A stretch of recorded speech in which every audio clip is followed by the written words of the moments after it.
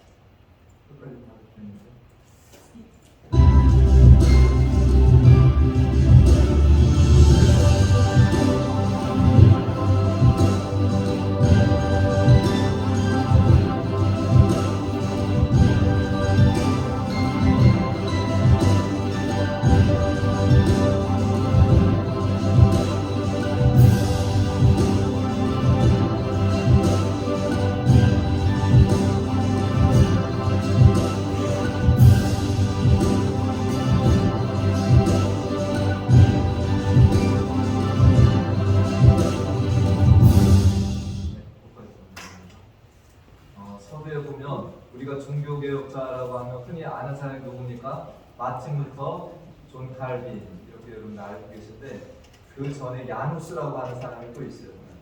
그렇게 시작이 됐다 이제 이야기를 하는데 여러분들 보고, 그 다음에 아까 중요한 것이 뭐냐면 종교개혁의 정신이 뭐냐면 오직 뭡니까? 오직 성경, 오직 믿음, 또 기억하는 오직 은혜, 그런 거죠. 그래서 종교개혁의 정신 다른 게 아닙니다. 그냥 오직 성경, 다른 거 보지 말고 오직 성경, 오직 믿음, 오직 하나님 은혜, 이런 것들이 있었다.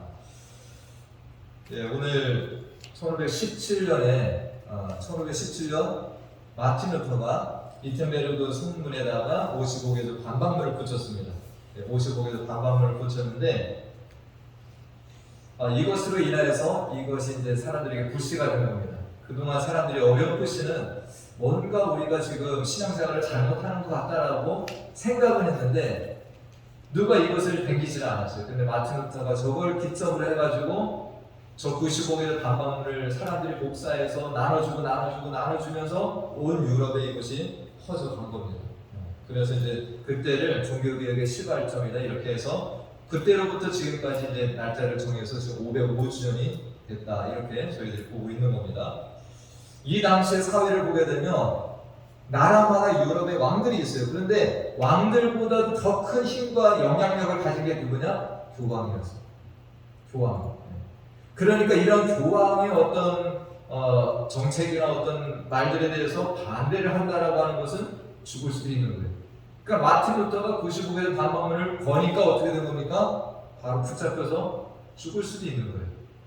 그러니까 마틴 루터도 그걸 알고 있었습니다. 그런데 마틴 루터가 왜 저런 일을 했습니까? 성경을 읽다가 하나님의 말씀을 보니까 지금의 교회가 말씀과 너무나도 동떨어져 있다는 것을 아니까 이것을 내거는 거예요. 뭘 걸고? 자기 목숨을 걸고. 저는 이 행위가 무슨 자랑도 아니고, 그죠? 마틴 루터가 뭐 자랑하기 위해서 이런 거 했습니까? 하나님의 교회를 사랑하는 거, 말씀을 사랑하는 거죠. 그 당시 교회를 뒤집어 엎으려고 한 게 아니에요. 여러분 오해는 마세요. 마틴 루터가 이런 교단을 창설하려고 한 게 아닙니다. 마틴 루터는 뭐라는 거예요? 하나님 말씀으로 돌아가자 이거예요. 그러니까 이건 뭐에서 비롯된 거냐? 사랑에서 비롯된 겁니다. 마틴 루터는 교회를 사랑했고 하나님의 말씀대로 사람들이 살기를 원했던 거예요. 교회를 뒤집어 엎는 게 아니에요. 그러니까 다시금 그 사람들이 뭐예요? 하나님 말씀으로 우리가 돌아가자. 성경대로 우리가 신앙을 갖자라고 외친 것이 종교개혁이다라는 것입니다. 그래서 종교개혁자들을 영어로는 리포머라고 이렇게 얘기를 합니다.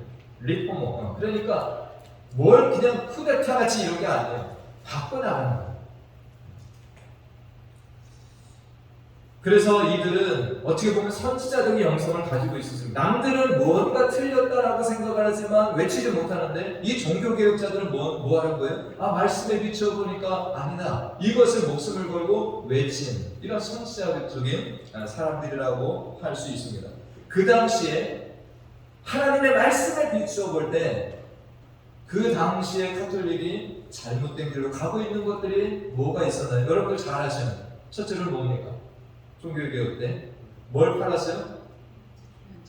면죄부라는 걸 팔았죠. 면죄부가 뭐예요? 돈을 내면 죄가 사해진다라고 얘기를 하는 거예요. 그래서 사람들이 돈을 갖다 내는 겁니다. 죄가 사해진다라고 하니까. 이 칼릭투스 3세라고 하는 교황은 어디까지 얘기를 했냐?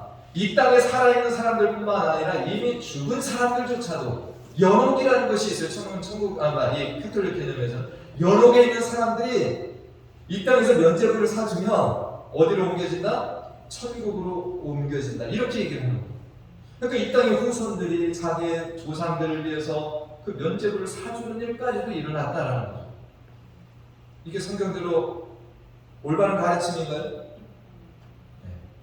이런 것들이 있었습니다.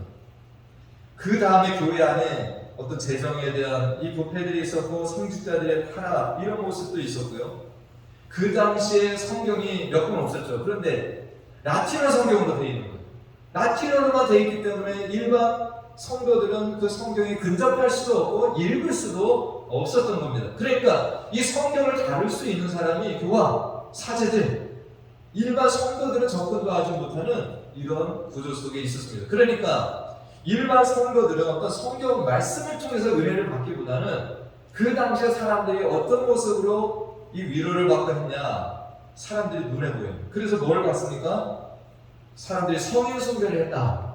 그러니까 어떤 유명한 어떤 정말 성인들이라고 불리워진 이런 사람들을 숭배하기도 하고, 어떤 마리아 숭배, 그 다음에 어떤 선물 숭배, 어떤 조각상이나 어떤 예수님의 십자가 파편이나 이런 것을 숭배하면서 그것들을 가지고 있으면 자기가 뭔가 큰 어떤 신앙인이 된 것처럼 이런 데에 빠져서 사람들이 잘못된 길로 갔다라는 것입니다.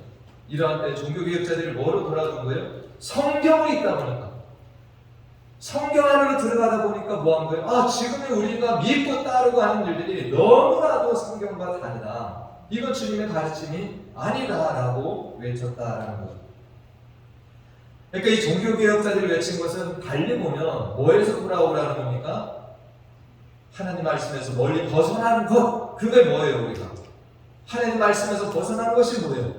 죄죠. 그 죄에서 우리 피나라고 하는 외침이라고도 볼 수 있는 것입니다. 우리가 일반적으로는 죄에 대해서 이야기를 할 때 뭐를 죄라고 합니까? 사람들이 만들어 놓은 어떤 규범이 있어요. 질서가 있어요. 이것에서 벗어나는 것들을 죄, 그렇게 해가는 사람을 죄인이라고 부르는 겁니다.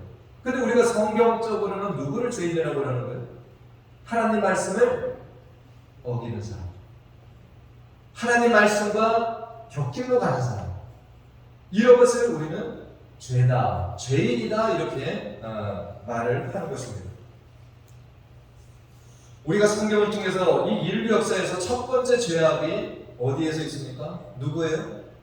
첫 인간이라고 하는 아담과 하와가 하나님이 하지 말라고 하는, 따먹지 말라고 하는 뭐를 따먹게 된 겁니까? 선악과. 그것을 따먹음으로 인하여서 죄가 인간들 사이에 들어온 겁니다. 이 불순종이라고 하는 죄가 들어온 거예요. 이 죄가 들어오기 전까지 인간의 상태가 어땠습니까? 하나님과 뭐였어요? 친밀한 교제를 나눌 수 있었어요. 하나님을 만들어 놓으신 에덴 동산에서 살았습니다. 근데 죄가 들어오는 순간 그 모든 것이 파탄이 났다는 거죠. 하나님과의 평화가 깨지고 인간들은 그 하나님과 친밀한 교제가 사라졌다. 그리고 에덴 동산에서 쫓겨나게 됐다. 이런 것들을 우리가 볼 수 있습니다. 이러한 인간들의 원죄를 가지고 계속 태어나게 되는데 인간들이 어떻게 됐습니까? 죄악에 줄어들었나요? 죄가 그때부터 계속해서 가중되고 또 늘어나는 이런 모습으로 지금까지 왔다라는 것입니다. 하나님은 이렇게 죄에 빠져서 죽어있는 이 사람들이 어떻게 하기를 원하셨어요? 계속 나에게 돌아오기를. 그래서 하나님은 말씀도 주시고 선지자들을 보내셔가지고 이 백성들에게 일깨움을 주시고 돌아오라고 외치시는 이런 일들을 하신 겁니다. 급기야 하나님이 하신 일이 뭐예요? 급기야 자신의 독생자 예수 그리스도를 이 땅에 보내셔서 그 예수님이 모든 인류의 죄를 대신해서 짊어지고 죽게 하는 이 일까지도 하나님은 하셨다라는 것입니다.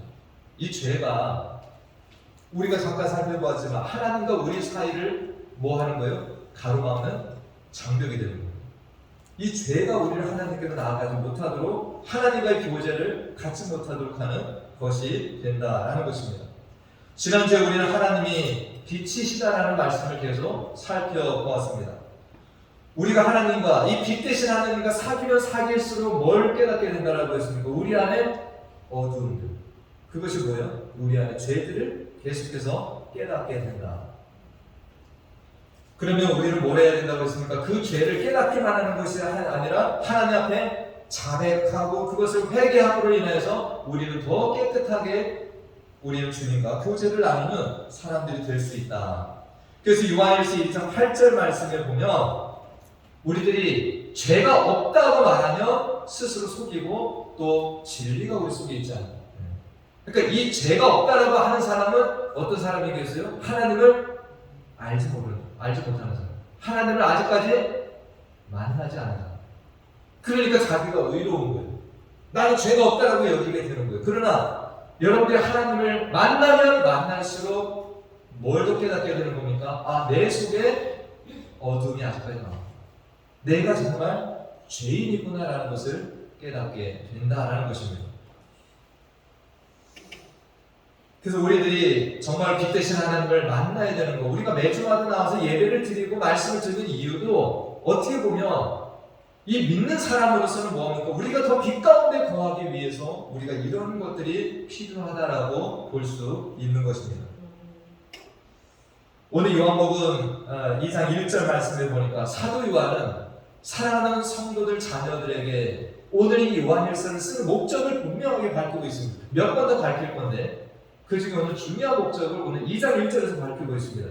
나의 자녀들아, 내가 이것을 너희에게 쓰는, 내가 이 편지를 너희에게 쓰는 목적이 뭐냐? 뭐라고 그랬습니까? 너희로 죄를 범하지 않게 하려 함이라 하는 거죠.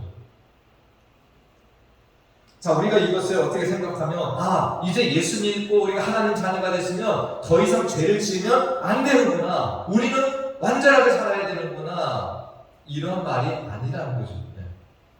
너희가 죄를 범하지 않게 한다, 이 말뜻이.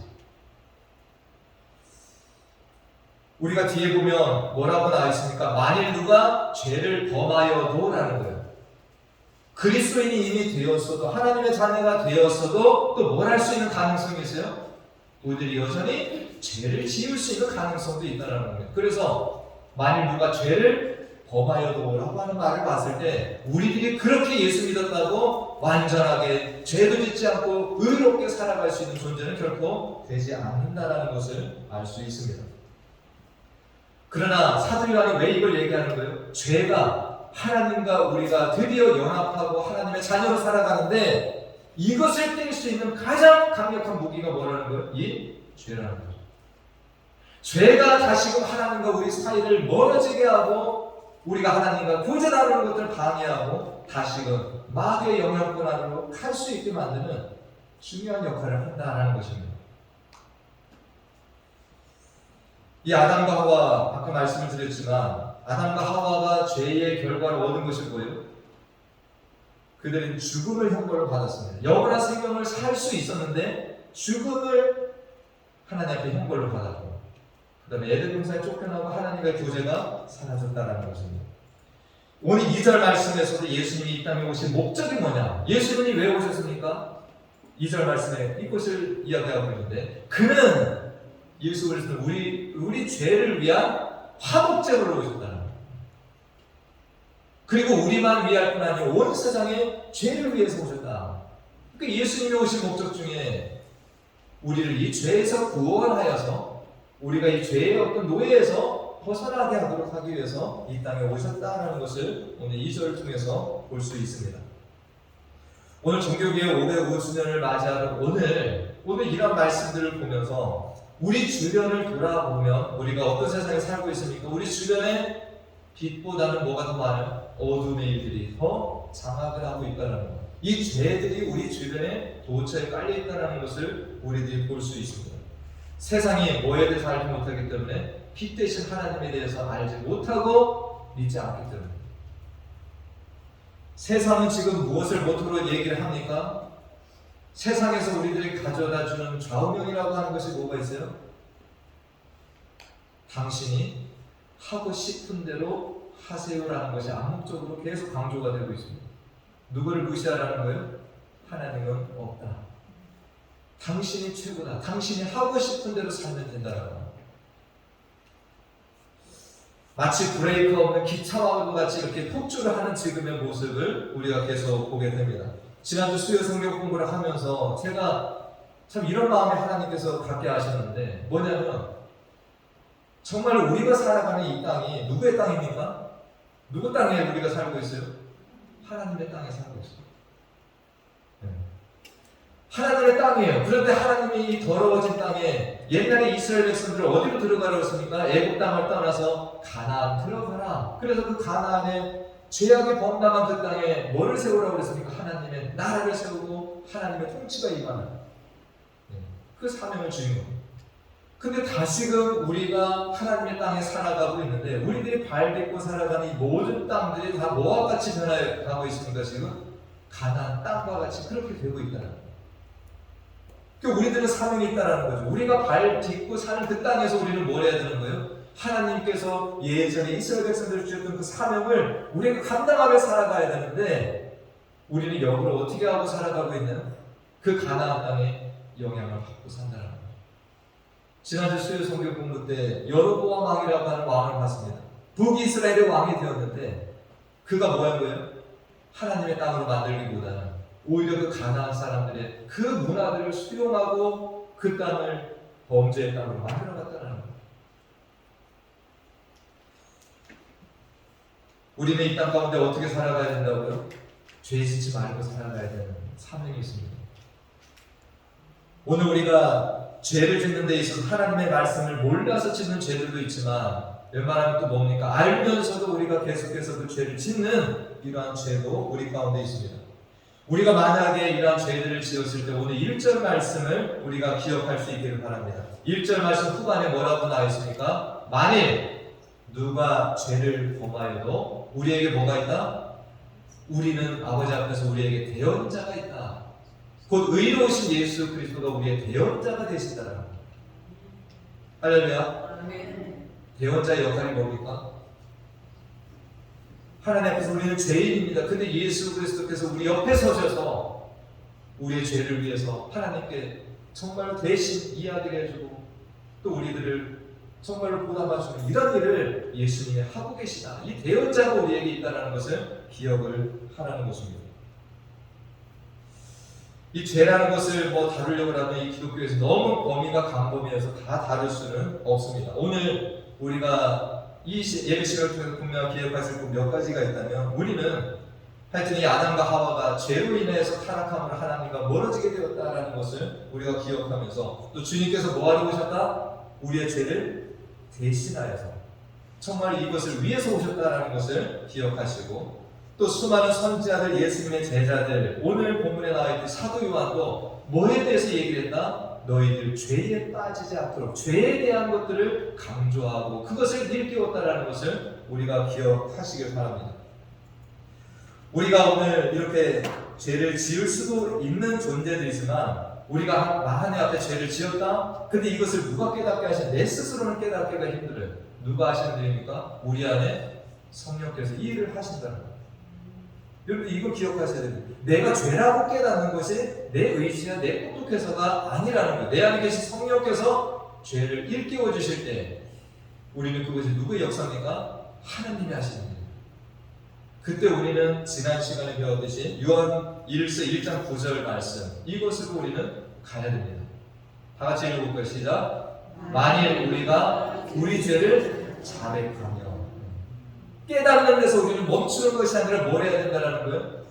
하나님께서 깨닫게 하시는 그 죄를 내 입술로 고백해야 되는 이 회개까지 가야 된다는 거예요. 그리고 우리는 더 이상 그 죄에 더 깊이 가지 말고 근절해야 된다는 거예요. 이 회개를 해야 된다는 겁니다. 그래서 정말 우리가 이 오늘 말씀 속에서 나의 자녀는 내가 이것을 너에게 했으면 너희는 죄를 범하지 않게 하여야 합니다. 여러분들 죄를 범할 수 있어요. 그러나 성령께서 그 죄를 깨닫게 하시면 어디까지 가야 된다? 회개하고 이 단계까지 여러분들이 가셔야 된다는 거죠. 이 회개에 대한 말씀 하나만 더 하고 말씀을 마치겠는데 지난주 수요 성경 공부 때 제가 강조를 했어요. 근데 오늘 성도에 다 계시니까 한 번 더 말씀을 드립니다. 회개에 대한 말씀 요한복음 13장 말씀을 여러분들이 꼭 기억하시길 바랍니다. 요한복음 13장 말씀 여러분들이 세족장이다라고 해서 예수님이 잡히시던 그 밤에 제자들과 함께 마지막 만찬을 갖는 자리에서 제자들의 발을 닦아주신 이 순간이 있었습니다. 기억하시죠? 예수님께서 대야를 갖다 놓고 제자들의 발을 하나하나 닦아주십니다. 그런데 베드로라고 하는 제자가 예수님의 발 닦아주실 때 뭐라고 그럽니까? 주여 제 발을 닦으실 수 없다. 황송해서 그랬겠죠. 근데 예수님이 뭐라고 했어요? 내가 네 발을 닦아주지 않으면 너와 내가 상관이 없다. 네. 베드로가 그러니까 불안한 겁니다. 아니 안 됩니다. 상관없으면 안 돼요. 그러니까 베드로가 뭐라 했어요? 내 발만이 아니라 내 손도 머리도 다 닦아주세요. 목욕시켜달라고 얘기한 겁니다. 베드로가 그만큼 주님을 사랑합니다. 그때 주님이 하신 말씀이 요한복음 13장 10절 말씀입니다. 다 같이 한번 읽어볼게요. 시작. 예수께서 이르시되 이미 목욕한 자는 발밖에 씻을 필요가 없느니라 온몸이 깨끗하니라 하는 거죠. 네, 이 말씀이 주님께서 제자들의 발을 닦아주시면서 하신 말씀인데 여기에는 회개의 원리가 들어있습니다. 회개의 원리. 이미 목욕한 자라고 하는 뜻은 뭐예요? 이미 목욕한 자. 예수 그리스도를 나의 구주로 영접을 하고 나의 주인으로 모시고 살아가는 사람. 그래서 하나님의 자녀가 된 자들. 이 자들은 하나님이 뭐 하신다라는 거예요? 예수 그리스도를 보시고 그의 모든 죄를 다 용서해 주셨다라는 겁니다. 할렐루야. 그게 이미 목욕한 자예요. 그래서 그는 여전히 어떤 세상적인 모습이 있을 수도 있고 하지만 그는 하나님의 자녀가 된 자라는 겁니다. 우리가 보기에는 아직 부족해 보여요. 그가 예수 그리스도 나의 구주로 영접을 했고 하나님의 자녀가 됐다면 그는 용서를 받고 하나님의 자녀가 된 자예요. 그래서 목욕한 자는 된 겁니다. 그런데 뭐가 필요하다라는 거예요? 발 닦는 건 필요하다. 네. 여러분과 저도 마찬가지입니다. 하나님의 자녀가 되었어요. 뭐 저는 목사가 되었고 권사님, 뭐 집사님, 뭐 교회 교인이 다 되었어요. 그런데 또 말씀을 어긋나게 살고 죄를 지을 수 있어요. 그때마다 우리는 뭐가 필요하다? 발 씻음이 필요하다. 발 씻음이 뭡니까? 그 죄를 깨달았으면 하나님 앞에 나가서 회개하고 그 죄를 다시 범치 않고 살아가는 일들이 필요하다라는 거죠. 오늘 종교개혁 기념주의를 맞았는데 우리가 종교개혁의 후예라고 한다면 뭐를 사랑해야 됩니까? 하나님의 말씀을 사랑하고 말씀으로 계속 돌아가는 삶을 살아가야 됩니다. 내 자신의 삶도 어디에 비춰봐야 돼요? 말씀에 비추어보고 우리 공동체도 말씀에 비추어서 점검해야 됩니다. 그래서 말씀에서 어긋난 것들이 있다면 다시 바로 잡아가요. 그것이 종교개혁을 우리가 따라가는 후예들의 모습이 되는 것입니다. 오늘 4절 말씀에 그를 아노라 하고 그의 계명을 지키지 아니하는 자가 거짓말합니다. 나는 그리스도인이야. 나 어디 교회 교인이야. 나 하나님을 믿어. 이렇게 얘기를 하고 내가 하나님을 잘 설명합니다. 예수님을 잘 설명합니다. 지식적으로도 알고 있어요. 그런데 그를 아노라 하고 그의 계명을 지키지 않는다. 말씀을 따라 살지 않는다라고 하는 자는 어떤 자라는 겁니까? 거짓말합니다. 그 속에 진리가 없다라는 거예요. 진리. 하나님 말씀이 없다라는 거예요. 그러니까 종교개혁 당시에 교황이라든지 종교 지도자들 다 하나님에 대해서는 알고 설명하고 설교하고 가르치기도 하고 다 하지만 그들이 하나님의 말씀을 따라 살지 않을 때에 그들은 뭐 하는 자들이라는 겁니까? 거짓말하는 자들. 그 속에 진리가 없는 자들이 된다는 거죠. 우리들이 다시금 이 시대를 살아가면서 내가 교인이다, 내가 어느 교회 권사입니다, 어느 교회 장로입니다, 어느 교회 목사입니다라고 얘기를 하는데 우리들이 하나님의 말씀을 따라 살지 않는다라고 한다면 우리는 공개적으로 뭐 한다라는 거야? 나 거짓말장이다라고 그렇게 드러내는 것밖에 되지 않는다라는 거예요.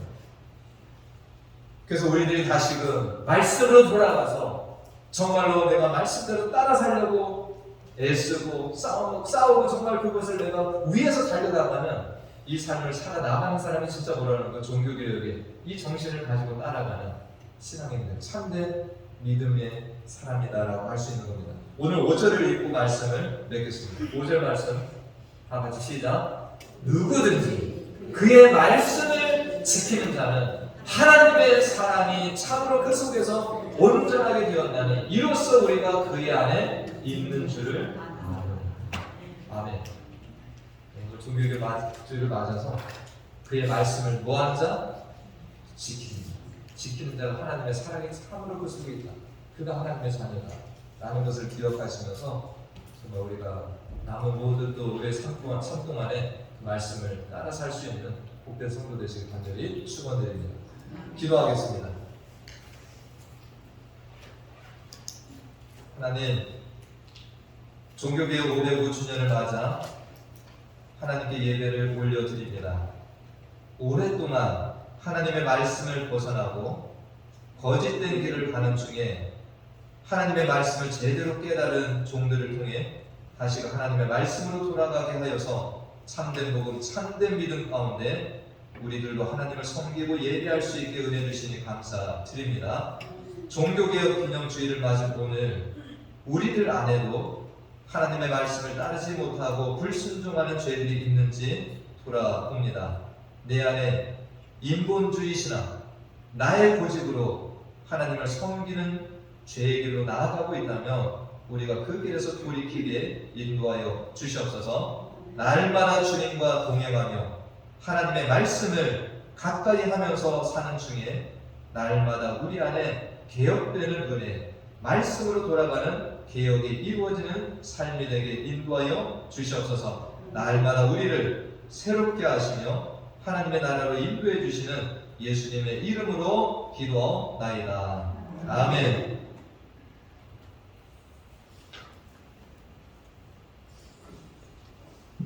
오늘 이 시간에는 잠시 입교식을 가지도록 하겠습니다. 우리 또 세례도 받고 이런 분들이 많으면 좋겠는데 우리가 그런 날이 올 줄로 믿습니다. 입교식 김지영 학생 앞으로 나와주시기 바랍니다.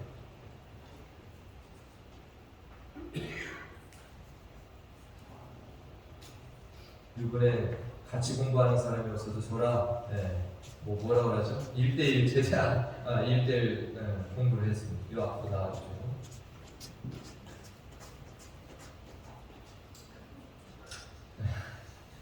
이 교식은 여러분들 아시다시피 만 2세 전에 유아 세례를 받습니다. 그래서 만 2세 전에 유아 세례를 받아서 세례는 이미 받았는데 이 아이가 이제 자라나서 성인이 되는 나이를 우리가 14세로 보면 만 14세.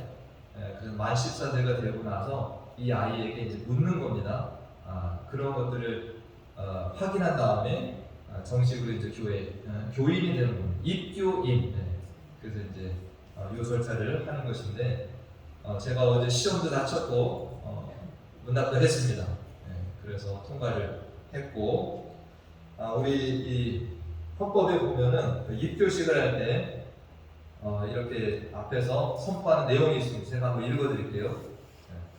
유아 세례를 받음으로 어릴 때부터 교인이 되고 언약의 복에 대하여 후사가 되어 그 부모의 엄중한 서약으로 하나님께 바친 자 중에 김지영 씨가 지금 믿음의 권속 중에서 자기 유업에 관한 책임과 특권을 부담할 자 되기를 원하므로 교회는 이 교우가 그리스도를 믿는 것과 성찬에서 주의 몸을 분별하는 지식을 문답한 결과 허락하기로 했다.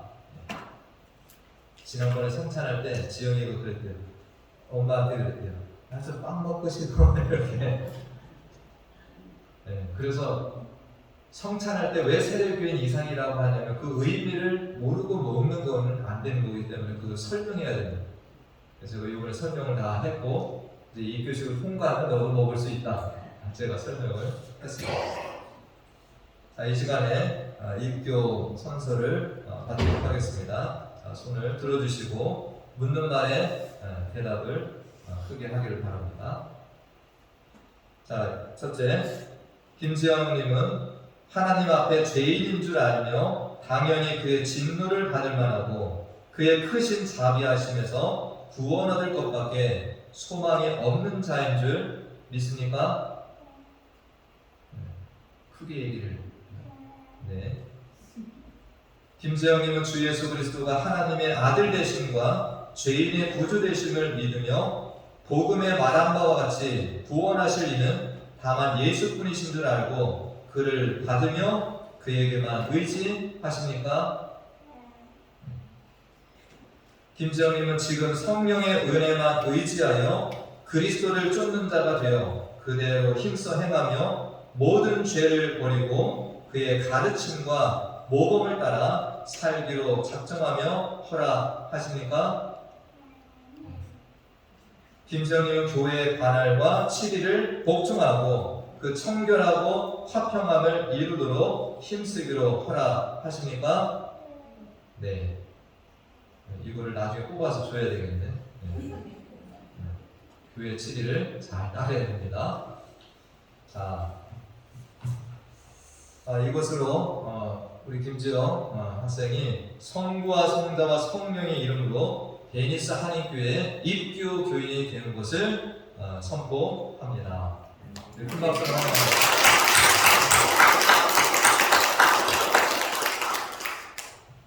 우리 꽃다발을 우리 교회에서 준비한 걸 전달하겠습니다.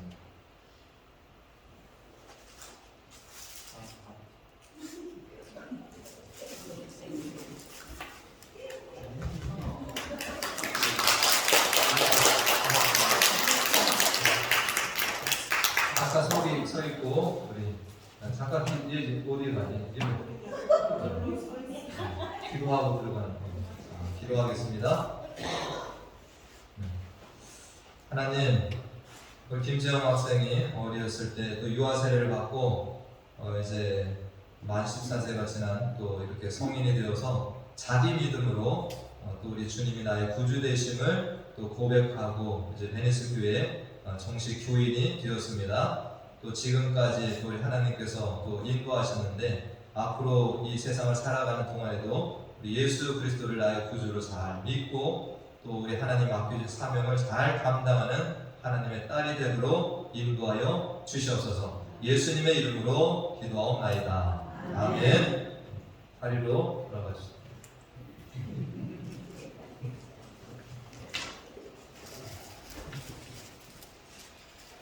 우리 다 같이 일어나셔서 우리 어느 민족 누구게나 찬양하신 후에 축도로 바치도록 하겠습니다.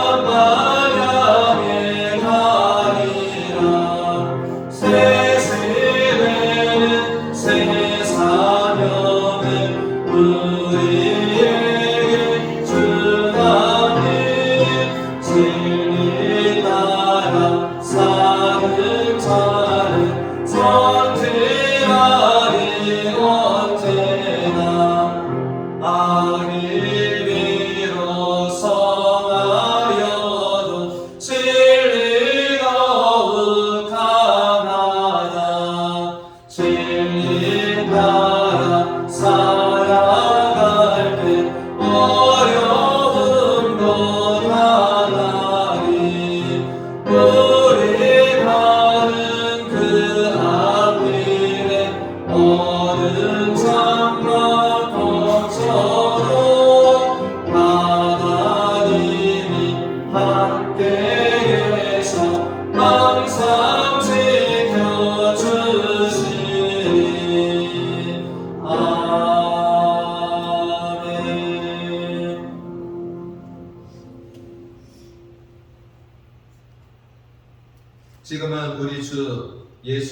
그리스도의 은혜와 하나님 아버지의 무한하신 사랑과 성령님의 교통 충만 내주 인도하심이 우리를 죄악에서 구원하시고자 우리의 구원자로 오신 예수님을 기억하며 또한 죄를 범하지 말고 하나님의 말씀과 계명을 따라 살라고 외치는 사도 요한의 외침, 종교개혁자들의 외침을 기억하며 죄와 단절하고 거룩한 삶을 살기를 결단하며 나아가는 사랑하는 성도들 머리머리 위와 가정과 기업과 모든 교회 가운데 지금부터 영원토록 함께 하시길 간절히 축원하옵나이다.